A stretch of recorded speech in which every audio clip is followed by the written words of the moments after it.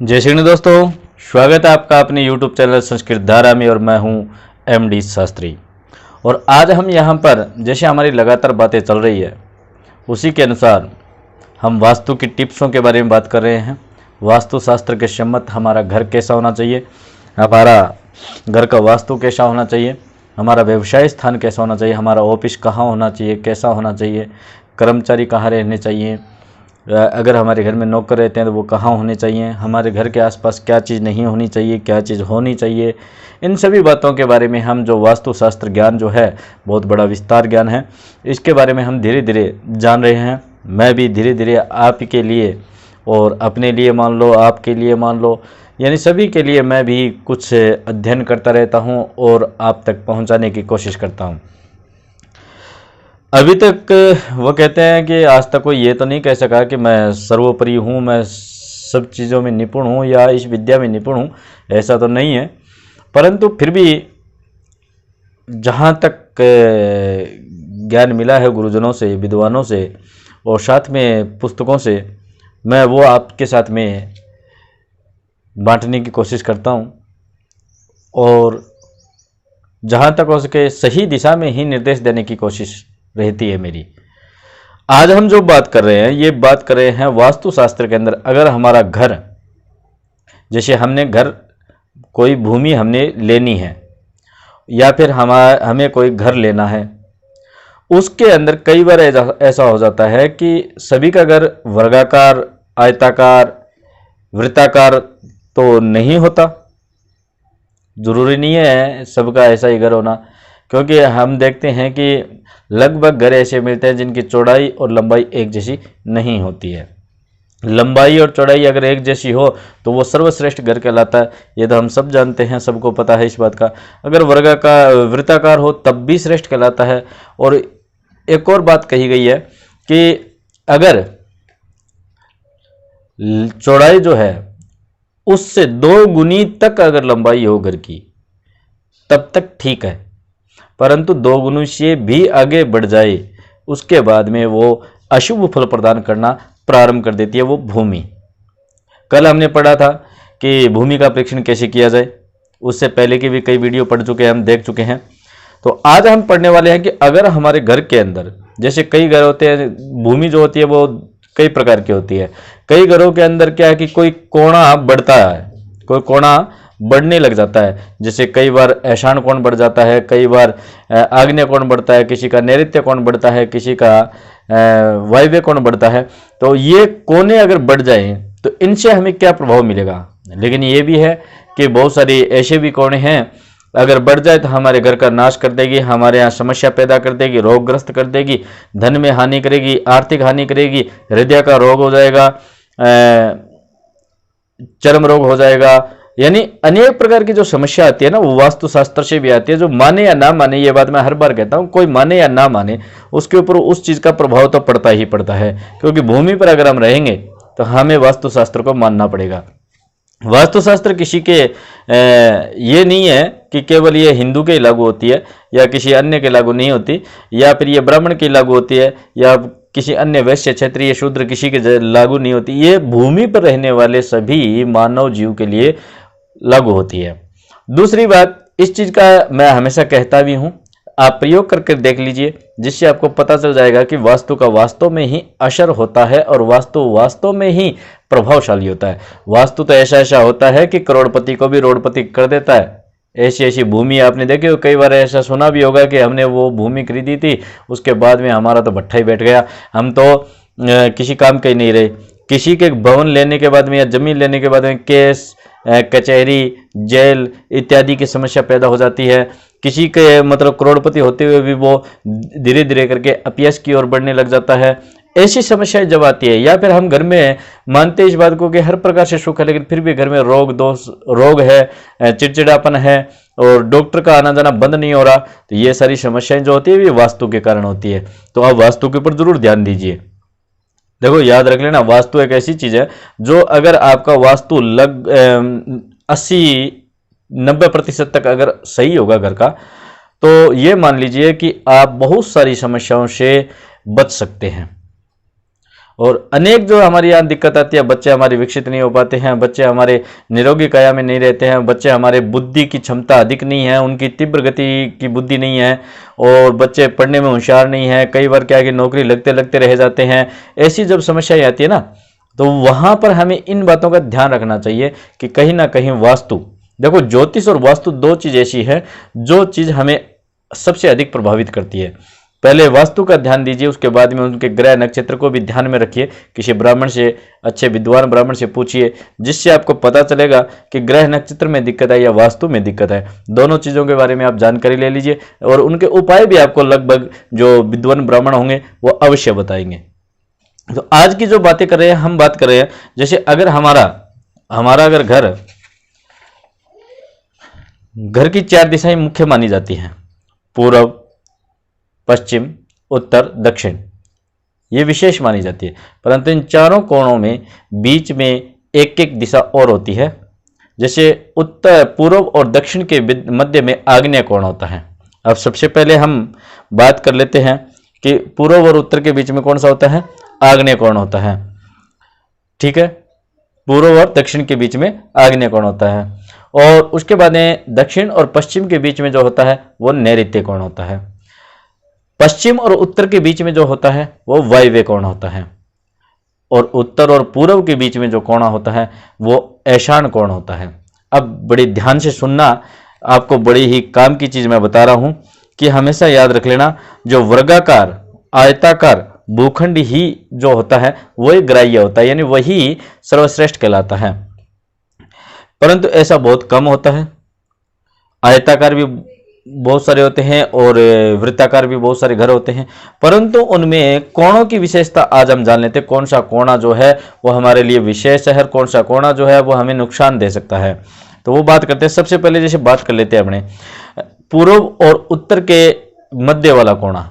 पूर्व और उत्तर के मध्य वाला कोणा जो होता है वो कौन सा होता है, ऐशान कोण होता है। याद रख लेना, ऐशान कोण जिस घर का बढ़ा हुआ होता है, बढ़ा हुआ यानी थोड़ा आगे की ओर निकला होता है, वो सर्वश्रेष्ठ कहलाता है। ठीक है, वो बहुत ही अच्छा, बहुत ही शुभकारी होता है। और जिसका ये बढ़ा हुआ होता है ना, ये इनके क्या क्या फायदे होते हैं वो भी मैं आपको बताऊंगा। ठीक है, और बड़े हुए के 2 प्रकार होते हैं, एक तो होता है 4 कूंट वाला, एक होता है त्रिकोणा। ठीक है, इसके बारे में भी हम जानेंगे कि त्रिकोण जो कोण होती है वो अगर त्रिकोण भी बड़ी हुई है ऐशान कोण की, तो सबसे ज्यादा फलदायी होती है, सबसे ज्यादा शुभकारी होती है। और कहते हैं कि उस घर में रहने वाले जो लोग होते हैं वो अपने अपने क्षेत्र में यश को प्राप्त करते हैं, और उनके बच्चे हमेशा सात्विक विचार वाले तथा साथ में बुद्धि की तीव्र गति वाली क्षमता वाले होते हैं। साथ में वो सुख और शांति के साथ में व्यतीत करते हैं। क्यों? क्योंकि ऐशान कोण जो होता है वो बृहस्पति जी का होता है, और बृहस्पति जी की तरफ अगर उनका बढ़ा हुआ होगा क्षेत्र, तो इसका मतलब है उनके यहाँ ज्ञान का भंडार भरा रहेगा। दूसरी बात, हमने अब देखा है कि वास्तु जो होता है, वास्तु पुरुष जो होता है, उनका सर जो होता है वो इसी कोने में होता है, ऐशान कोने में होता है। और सर के अगर बिल्कुल सर एकदम सटका हुआ होगा तो सर में थोड़ी दिक्कत आएगी। अगर वो कोणा अगर थोड़ा बड़ा हुआ है तो सर बड़ा आराम से उसमें फिक्स हो जाता है, जिससे आराम भी रहता है। तो वास्तु जी को अगर आराम रहेगा तो हमें भी आराम बहुत रहेगा।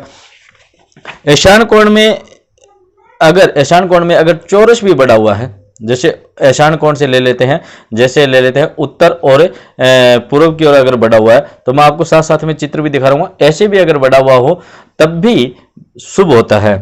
कहते हैं कि अगर दक्षिण और पूर्व के मध्य में जो आग्नेय कोण होता है, आग्नेय कोण अगर बढ़ा हुआ हो किसी भी प्रकार से, जैसे जैसे आपको फोटो भी दिखाई दे रही है, चौरस हो या त्रिकोणा हो, कैसे भी बढ़ा हो, वो बिल्कुल अशुभ होता है।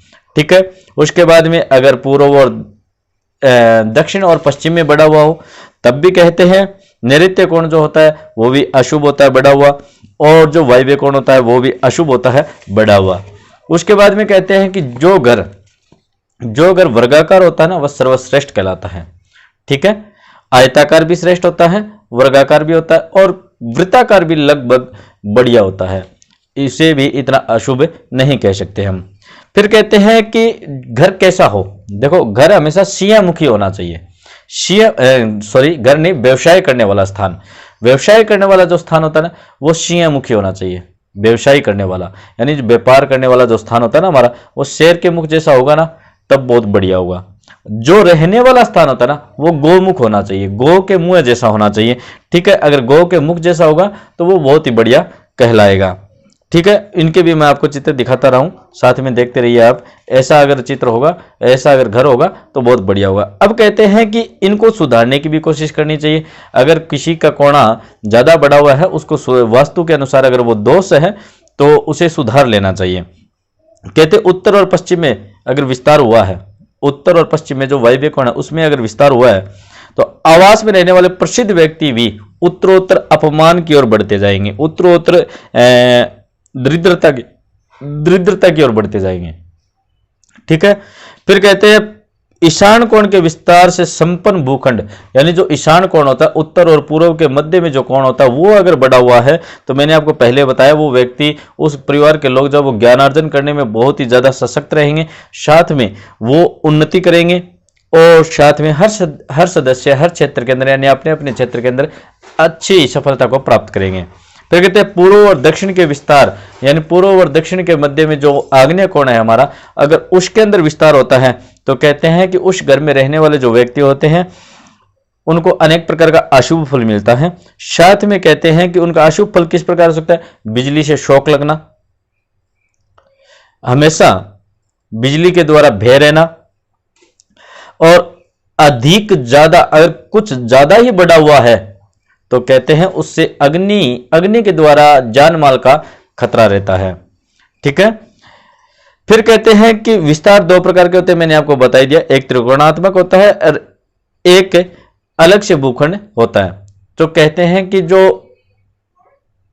घर होता है उसका सुधार कैसे करें, यह भी बात हमें जाननी जरूरी है कि सुधार भी तो करना जरूरी है हमें, कि सुधार कैसे किया जाए। अगर त्रिगुणात्मक है यानी त्रिभुज के आकार में है और उसकी साइड में गली लग रही है या नहीं लग रही है, तब भी उसको कैसे भी काट बांट करके उस जगह को अलग कर देना चाहिए अपने घर से, जिससे हम पर कोई भी प्रभाव ना पड़े। दूसरी बात, अलग करने के साथ साथ में जो मुख्य व्यक्ति होता है जिसके नाम पूरा भूखंड होता है यानी पूरा घर उसके नाम होता है, उसके अलावा वो जो त्रिभुज वाला जो आकार, जो बदा हुआ आकार है ना, ईशान कोण को छोड़ के अन्य जो त्रिभुज आकार में बदा हुआ जो है, त्रिभुज हो या चतुराकार हो, वो अगर बड़ा हुआ है तो उसको किसी अन्य के नाम कर दे, पुत्र के, पुत्र वधु के, किसी और अन्य के नाम कर दे, जिससे जो भूखंड हमारा है जिसके नाम है उसके ऊपर प्रभाव नहीं पड़ेगा और वो किसी पर भी नहीं पड़ेगा, जिसके नाम कराओगे उसके भी नहीं पड़ेगा फिर बाद में, क्योंकि उसके केवल वो उतनी ही जगह उसके लिए नाम पर है, इसलिए उसको भी प्रभाव नहीं पड़ेगा।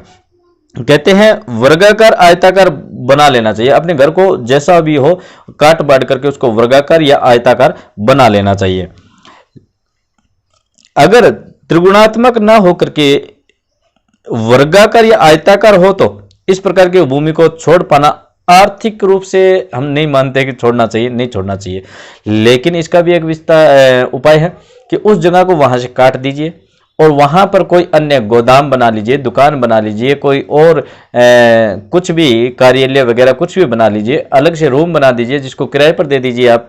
ऐसा कुछ अगर आप कर सकते हैं तो वैसा कीजिए, लेकिन अपने घर से उसको स्थान को काट दीजिए। यानी बड़ा हुआ वो कोना अच्छा नहीं होता, ईशान कोण को छोड़ करके अन्य कोई भी कोना बड़ा हुआ हो वो अच्छा नहीं होता है। ठीक है, और कहते हैं कि अगर इस प्रकार हम कर लेते हैं तो हमारा जो भूखंड है वो बहुत ही सर्वश्रेष्ठ हो जाता है और हमें किसी भी प्रकार से समस्या नहीं आती है। हमेशा याद रख लेना, घर का केवल और केवल ईशान कोण अगर बड़ा हुआ है वही श्रेष्ठ है, उसके अलावा अगर किसी घर का कोई भी कोना बदा हुआ है वो काट बांट करके उसे सही कर लेना चाहिए, और अगर उसके सामने गली लग रही हो तो उसकी कोई दुकान, गोदाम या कोई किराए का मकान बना करके दे देना चाहिए, जिससे हमारे घर का जो चार दीवारी है उससे वो घर अलग हो जाए, जिससे हम पर किसी प्रकार का प्रभाव ना पड़े और साथ में कुछ ना कुछ आय का भी स्रोत पैदा हो जाएगा उससे। ठीक है, और आने वाली जो पीढ़ी है वो भी हमारी सुख और शांति के साथ में जीवित रहेगी। मेरे कहने का तात्पर्य यही है कि अगर आप वास्तु के बारे में किसी प्रकार की जानकारी लेना चाहें तो आप हमारे कॉन्टैक्ट नंबर पर कॉन्टैक्ट कर सकते हैं, कमेंट बॉक्स में भी लिख करके पूछ सकते हैं। अगर विजिट करवाना चाहें तब भी आप कॉन्टैक्ट कर सकते हैं।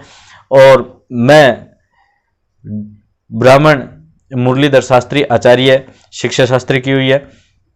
और साथ में पांडित्य कर्म मैं करता हूँ, पूजा पाठ का अनुष्ठान का, धार्मिक अनुष्ठान जो होते हैं, साथ में वास्तु का और यथाशक्ति अनुसार ज्योतिष का भी ज्ञान रखते हैं। और साथ में भागवत, श्रीमद् भागवत जी का भी हम मूल पाठ तथा साथ में वाचन करते हैं। जो सप्त दिवसीय जो कथा ज्ञान यज्ञ चलता है उसके अंदर भी व्यास गद्दी के ऊपर विराजमान होकर के और गुरु और परमात्मा के आशीर्वाद से आप सभी को कुछ ना कुछ भगवत चर्चा के बारे में बतलाने में कुछ सामर्थ्य प्राप्त कर चुके हैं। तो अगर आप किसी भी प्रकार से अगर संपर्क करना चाहें तो कर सकते हैं। फिर मिलेंगे आगे वाली वीडियो में, कुछ नई बात लेकर के आएंगे। तब तक के लिए जय श्री गणेश, राधे राधे।